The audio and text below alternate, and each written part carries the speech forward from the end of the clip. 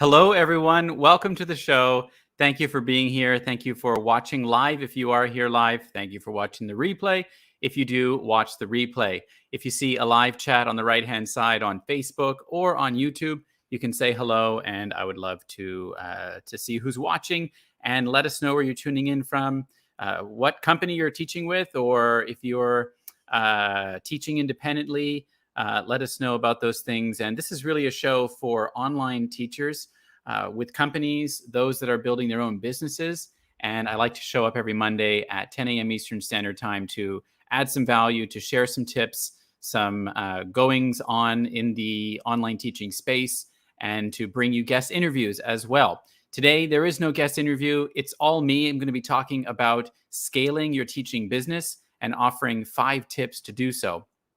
So if this is something that you're interested in, stick around, listen to the tips, ask questions, and engage with other teachers in the chat.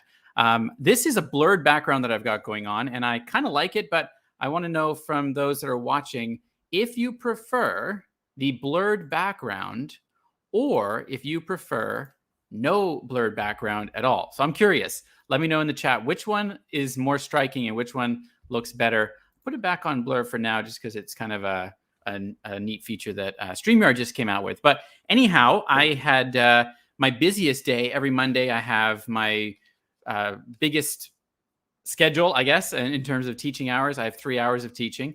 And the way that my schedule has worked out over the last couple of weeks, I have no classes on Wednesday. So I teach a full schedule, 3 hours on Monday with my students. And then I've got about 5 classes on Tuesday and Thursday, and then about 4 on Friday. And then I've had to open up a few classes on the weekends to accommodate for students that can't fit in my schedule, which it's kind of nice because although I don't normally teach on the weekends, I've been enjoying having Wednesday off in the middle of the week.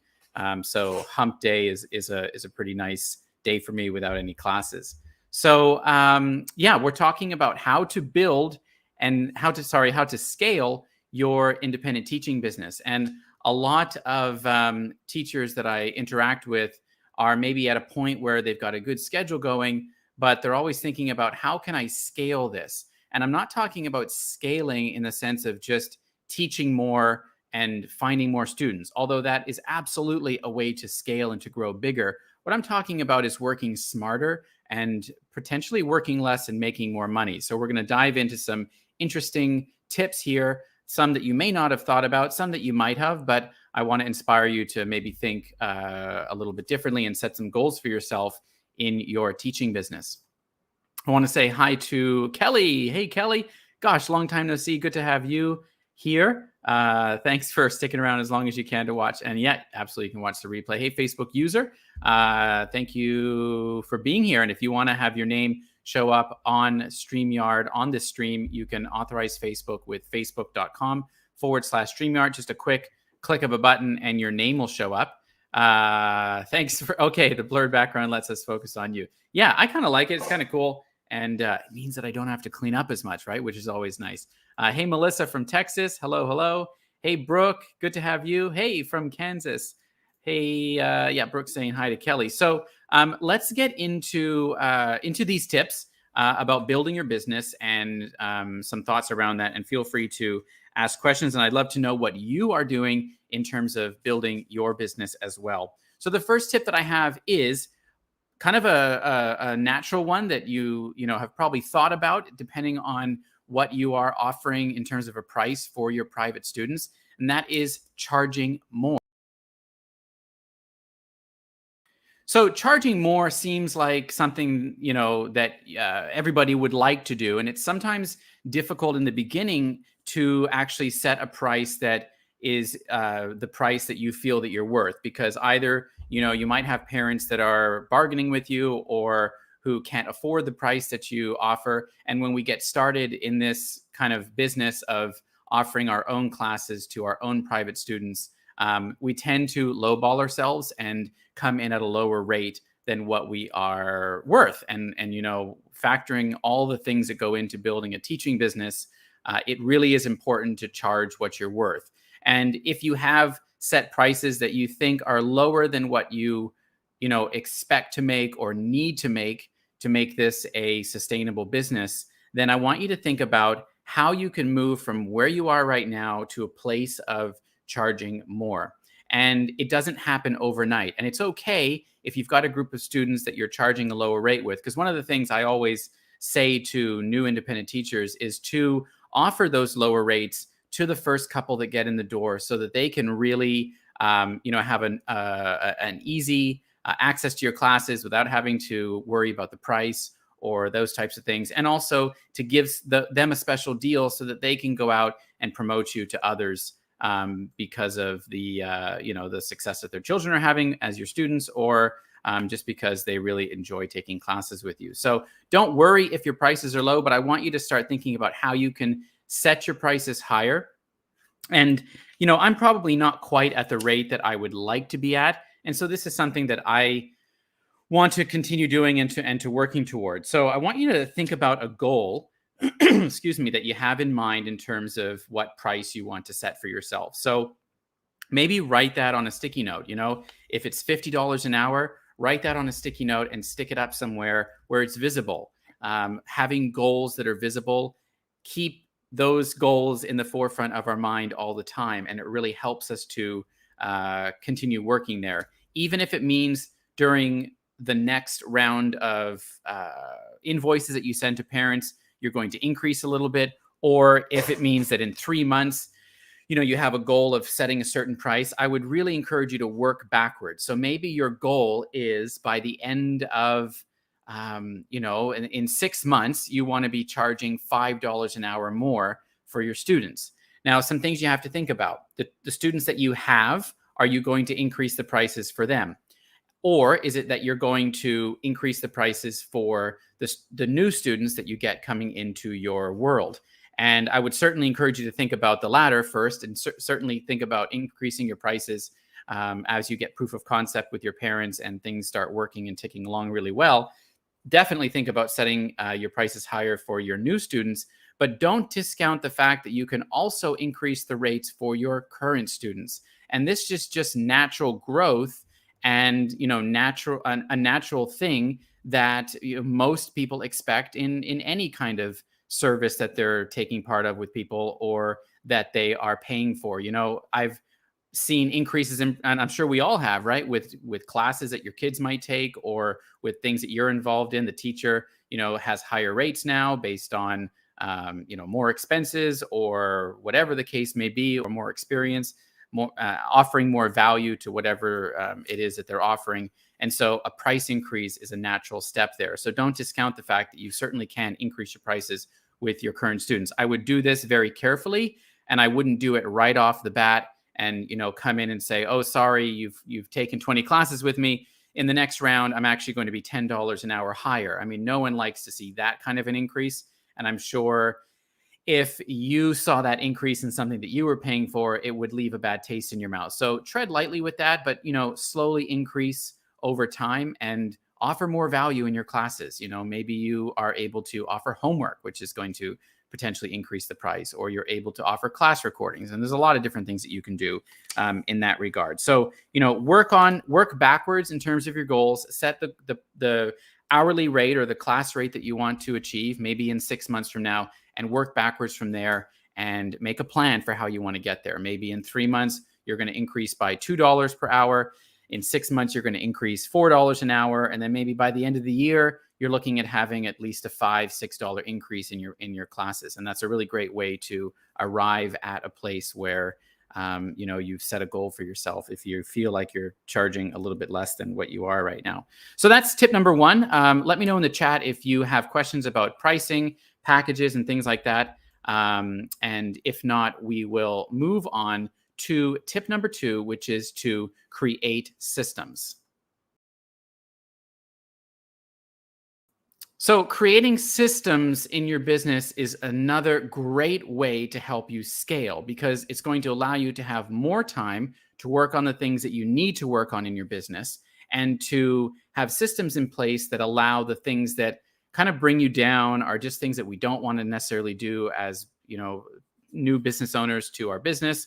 And things that can take a lot of time. What are those things? Things like admin tasks, communicating with parents, providing feedback to your students, lesson prepping, getting your lessons ready, scheduling your lessons. So I really encourage you to think about how you can streamline this a little bit easier. And I'm going to offer some tips on that.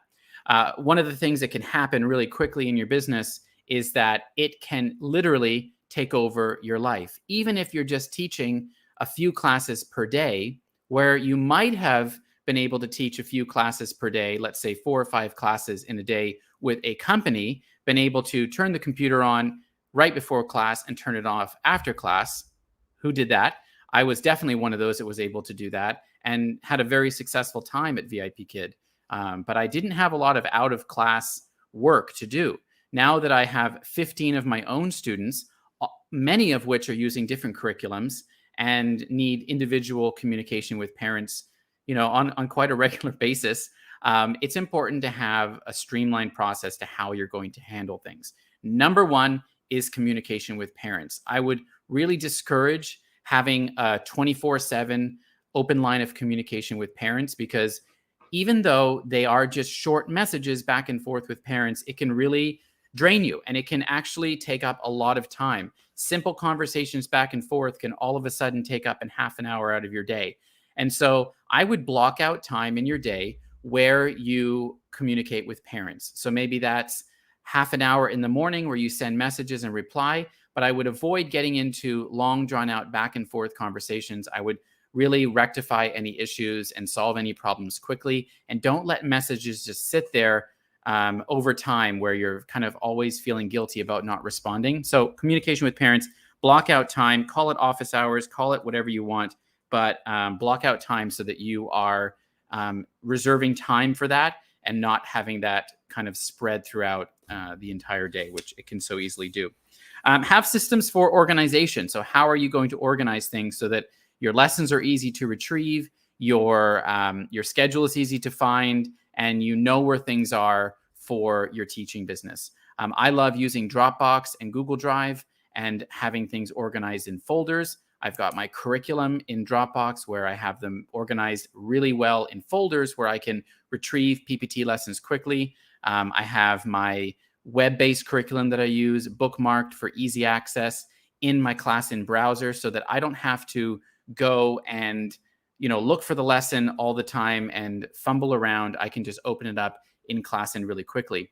Same goes for PPT lessons that I'm using or that I've created. I've got those in a nice, well-organized folder structure, not only in Dropbox, but also in my class in Drive, which I use for my teaching platform. So it's important to have systems and have systems for everything that you're going to need to do. Have a system for invoicing, have a system for onboarding a new student, have a system for communication, have a system for how you're going to schedule parents. Another thing that I do is every Sunday, I do all of that scheduling on ClassIn and all of the kind of organizational work for the lessons all on Sunday. Sometimes it takes a couple of hours, but it's well worth the time because it allows me to not have to be kind of working so much before lessons start and after lessons end.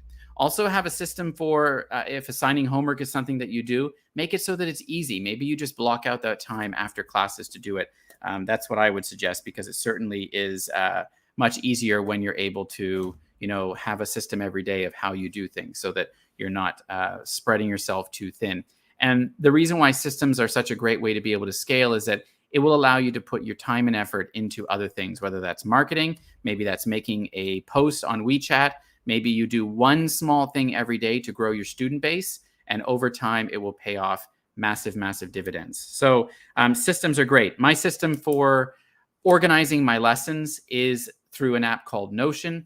I've talked about this on the channel before, and I've had a teacher on that shared her expertise with Notion, and it was really, really great to have so much learning about a tool that's really powerful for organizing your lessons, organizing your payments, and organizing your students' information so that you can have it all in one place and easy to access and retrieve. So that is my my second tip: have systems. So first one was to charge more and look at how you can do that over time. Again, we're not talking about things like, finding more students and working more hours necessarily, although that is a way to scale. You're still going to, if you're still at the same rate and you're just adding more classes, you're simply just trading more time for money.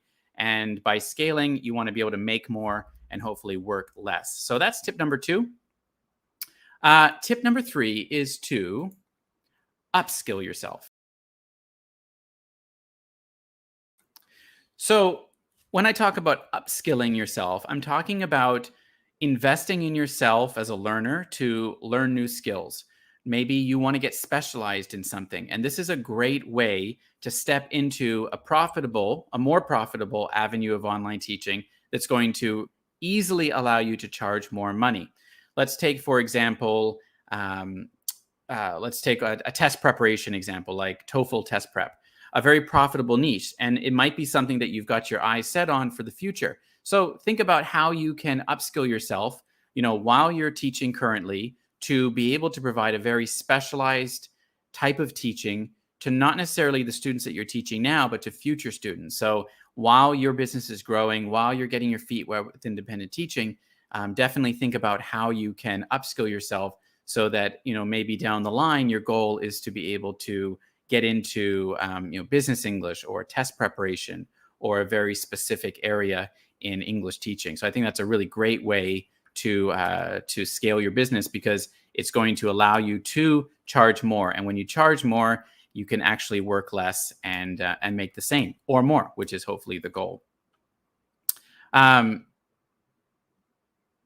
Hey, Dan, great news. WeChat Pay has, after 3 months, decided to reject. Oh, not great news. My verified account. Any tips? WeChat has rejected your verified account. Dan, send me a screenshot of what that looks like. That is pretty puzzling to me. I've never heard of that one happening before. So sorry. That's got to be super, super frustrating. Shoot me a message. Brooke says, everything went up recently, classes, haircuts, rent, but I also run sales in certain seasons, so the sting of raised prices isn't as bad. Maybe you're having a conversation with someone. Sorry, not catching the context, Brooke. But yeah, so third tip, upskill yourself. Think about how you can just learn more and grow as an independent teacher. And my fourth tip is to create options. So what do I mean when I say create options? What I'm talking about is creating options in your business that will allow you to scale. So when we think about options, I want you to think about how you can offer different things to your current students. And this is going to be a great way to scale, because it's going to start opening doors for you for different opportunities and different income streams.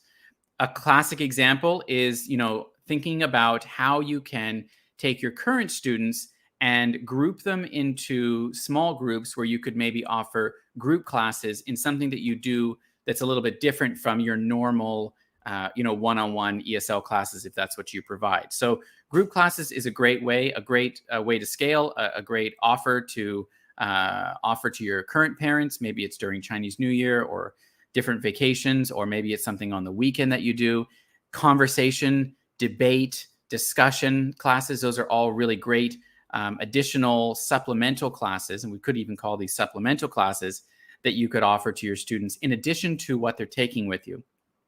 Just because they're maybe signed up with you to take a package of classes with the Wonders curriculum or with whatever curriculum you're teaching with, doesn't mean that you can have something else on the side that you can offer to parents. And if they're already a paying student and they already enjoy your classes, then something on the side might be something additional that you could offer, and it's something that you could charge more for because it's specific, because it's specialized, and you're going to have to put time and effort into preparing for and creating the lessons for. So I think offering options is a really great thing to do. Maybe you want to create like pre-recorded lessons for your students. Maybe you're really good at taking a student from very, very beginner to like basic phonics and reading, or to speaking in simple sentences, or maybe you're really good at teaching a specific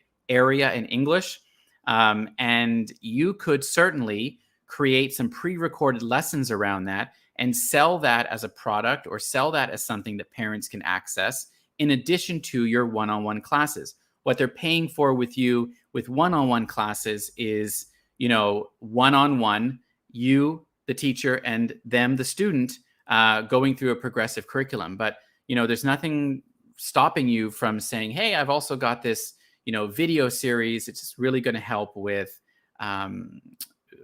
pronunciation or with grammar or something like that. So I've had some ideas floating around in my head about some pre-recorded classes that I could offer my students. And this is a great way to scale, something that you can offer that is really easy to access, that they don't have to schedule for. They don't have to, race home from school to attend a live class with you. It's a supplemental thing, an additional resource that you could offer them within your business, and something that they can also easily help promote to other parents if, a parent can't access your one-on-one classes for whatever reason. So, create options. Be thinking about what other options can you offer besides just the one-on-one classes that you're providing. I think that's an excellent way to scale and, to make more money as well. Okay, I'll just start here. Charlie, I would like to know how to increase my rate without losing my clients. So what I would do, Charlie, is, as I was saying in the beginning, think about incremental ways to do this. And think about your deliverables as well. What's a deliverable? A deliverable is what they are purchasing from you, what you are delivering to them. When you start out, maybe you're just delivering a 25-minute lesson.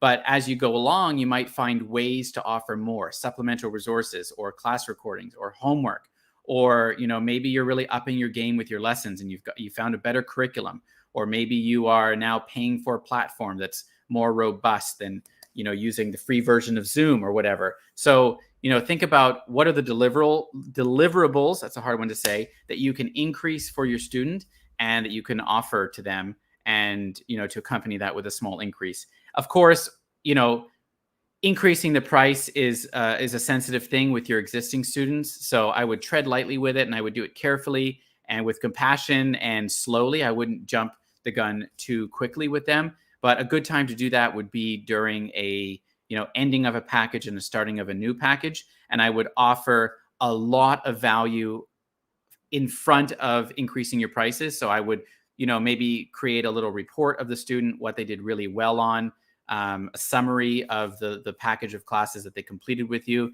and then follow that, and then that obviously shows the parent the progress that they've made with some concrete examples. Follow that up with I would love to be able to keep teaching them. My prices have slightly increased by 10% or 15%, but I know that I'm able to deliver that and more in if you're able to sign up with me again. So think about it from that angle. Option. I have some of my longtime students send me their test papers, and I work with them to understand them and build some lessons around reinforcing those areas. I want to help them in school, not add to their work. Okay, let me just see if you had something in addition here. Option. Some of my students are fantastic artists. I have them send me drawings and ask them to write a paragraph about it. They present it to me. I then compile them into an electronic portfolio for them to keep. Yeah, that's great. Those are amazing, Carolyn. Amazing options. Hello. Thanks for this live. Thanks so far. For Klassen, is it like Zoom where the link comes out on Calendar? Calendar.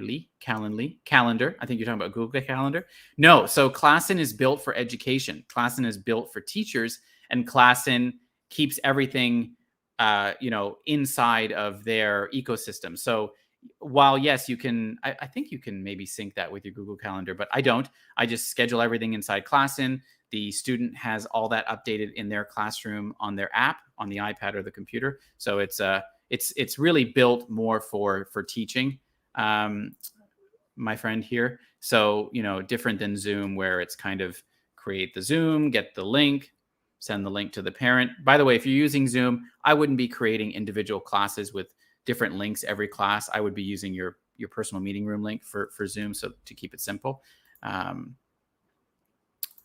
Hey, Subsonic Beatboxing tutorials. I remember you. I recently increased my prices. I messaged all of my students to explain, and most of them understood, and you haven't lost any students. Hope you're well. Currently have 8 students. That's great. Fantastic. Good to hear. Good to hear.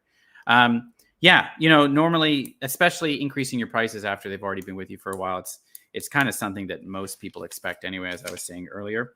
So, okay, where were we? Tip number 4 was to create options. So, make a list of some options, some goals you want to have to be able to offer to your students, is a great way to scale. Number 5 is to build passive income.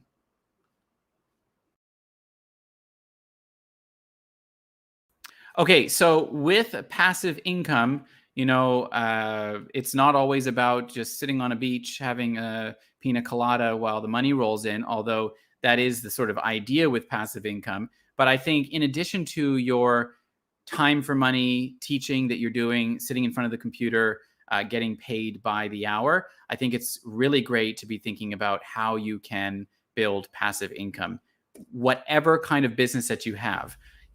We have teaching businesses, or we're teaching for companies, but I've always thought about how can I build other income streams and set myself up to have recurring income or to have passive income, if I need to take time off, or if I go on vacation, or for whatever the case is. So how do you do that? Well, you create passive income when you're able to sell something digitally that people can purchase. That's one great way of doing it. Yes, you can create passive income with investing. Passive income can happen when you have property and you've invested there, and you have income coming in from that. Can come in from doing cryptocurrency. You can have passive income there. But online passive income, or if you're doing affiliate marketing, that's also passive income. People click on my links all the time, and pennies and nickels and dimes drop into a bank account somewhere in the world where I'm able to have a little bit of kickback from different things. But what I'm talking about is like sustainable passive income, where you can, which will help you to grow your business, but also bring you income. And this takes time for sure. You can do things like sell your digital resources. I mean, many of us, sorry, I don't really create my own lessons at the moment, but many of us are creating our own lessons. This is something that you can sell. Many teachers have figured that out, that, hey, I'm spending all this time to create these resources. They're great ESL lessons. You can sell them. I've seen a number of ESL curriculum businesses pop up over the last year of teachers that are selling, their curriculum. They're selling their resources and doing really well with that, and giving teachers such a great resource that they can use in their business and save them tons of time and energy. So, absolutely, passive income can happen from selling your digital resources, whether you do it on TPT, or you set up your own website, or you get connected with teachers, or you build up a following on YouTube or on Instagram or Facebook, or whatever the case may be. That's a great way to do it. I was talking about selling courses. This is another great source of passive income. If you're kind of looking at outside of the Chinese market, you can certainly sell courses. Courses sell well, and students are willing to take, well thought out, pre-designed courses in English that are going to help them get results. The wonderful world of courses adds the benefit of doing things at your own time, doing things on on your schedule. I've got access to a number of courses that I'm a part of, and I paid for them, and I kind of went through them on my own time, but I have access to them forever in most cases. And, that's a really great thing to be able to have. And I can go back and access them and learn from them, when it's convenient for me. So selling courses is great as well. And, maybe you've got your sights set on building this even bigger and maybe hiring teachers. I think, if you can create like a mini language school where you are the one in control, maybe you've created lessons, or you've got access to a curriculum, or whatever the case may be, and you have lots of students and you're growing, but you don't want to take on more students, why not consider hiring teachers and starting small, and, paying teachers well, but also being able to incur some income from that because they're working under your name, under your business, and you're the one that's funneling the students to them. So, that's another really great thing that a lot of teachers have been able to do in building their own business. So hopefully that's given you some ideas. I wanted to go back to talking about the systems for a second, because one of the things I forgot to mention was that one of the things that can really burn you out quickly is creating lessons and spending hours and hours designing your own curriculum. If it's not something that you want to then sell or reuse, it's really time consuming. So think about, having systems for that. And maybe that means purchasing something and investing in resources, paying money for things. Your business grows when you invest in it. Your business scales when you invest in it, whether that's hiring someone to help you if you're getting bigger, or you just need someone to do all that admin stuff, or it's, paying money for things that are going to help you teach better and teach with greater ease, and make life easier. Sometimes we look at things that are like $15 a month and we wrestle with whether that's something we can really invest in. And I totally get it. In the beginning, you don't want to spend too much money until you know it's going to work. But if it means that your life is going to be easier, you're going to show up as a better teacher and provide better classes for your students, then it's definitely something to think about, right? In terms of, it's a good investment. Random question. If you want to sell audio recordings, is there a good website to do this, or would it be better to set up a Shopify site? Yeah, I mean, I use Groove for like that type of stuff. It's kind of Shopify plus a whole bunch of other apps all under one thing. But yeah, you can start really simple. You just need to have a way for someone to purchase something, and then for an automated response to be able to send the audio file to them. So maybe you host your audio file on Google Drive, right? It's free. And you set up a simple payment page somewhere. You can do that in 1,000 places with great ease. You set up a payment page where they pay for it, and that links up with your email autoresponder.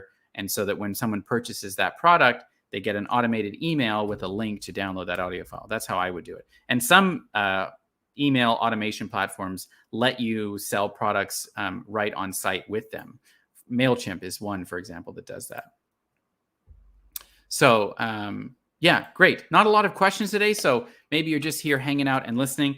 I appreciate it. Thank you so much for being here and tuning in today. And if you like the show, I would certainly love it if you would hit the like button. And I would ask all of you that are watching or watch the replay, just look down below and see if you are subscribed. If you are not, please hit that subscribe button. I promise you to add value in your life if you are an online teacher. And I promise you to create content that will be helpful to you. So do hit the subscribe button. Many of you that do watch my videos are not subscribed, so I would love to have you officially a part of this community on YouTube. And leave me a comment as well, even if it's thanks or this was awful, whatever it is. All comments and all engagement is helpful. So please do that, and again, hit the like button. And I will see you next Monday. We've got some good interviews coming for this month, and I've got some good content planned as well. So looking forward to all of that, and looking forward to seeing all of you next week, same time, same place. Happy teaching, everyone. Have a wonderful week. Be good to yourself and be good to those around you.